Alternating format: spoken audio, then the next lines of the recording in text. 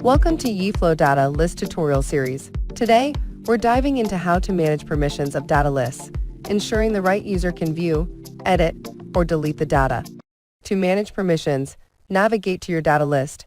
Click on More Settings, then List Settings. This will open a pop-up window with various options for the data list. Choose permissions to see and edit who can interact with your data list and how. By default, the list permission is inherited from the application. To set a separate access permission for this data list, click Turn off the toggle. Then, find the Edit button to the right of Basic Permissions. Click it to change permissions. Administrators, users with this permission, will have a full control of this data list. You can select users, departments, and user groups for it and for each permission group. Edit item. Users with this permission will be able to add, edit, view, and delete items in this data list. Users can also import and export data. You can select specified users or all users. View item. Users with this permission can only view data items.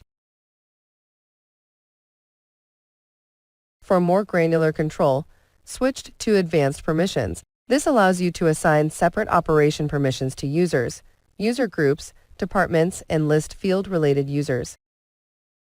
Edit. Allow certain users to edit items. Delete.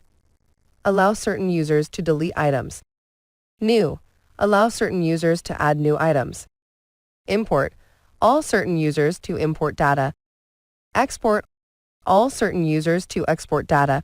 You can add specified user by typing the name, then click Add.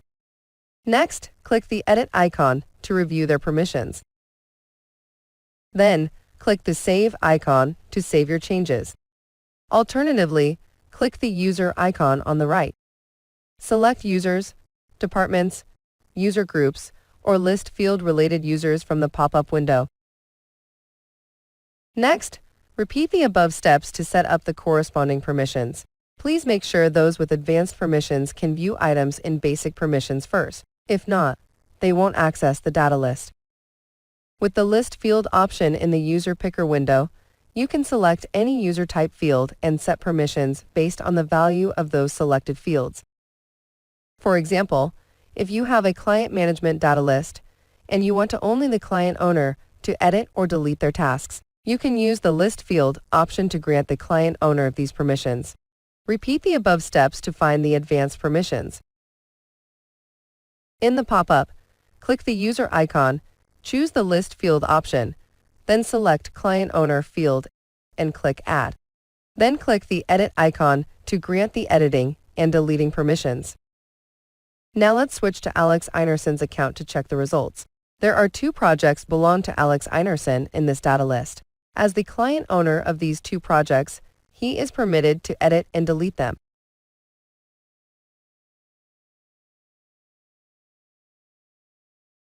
But he can't do that for projects that aren't his.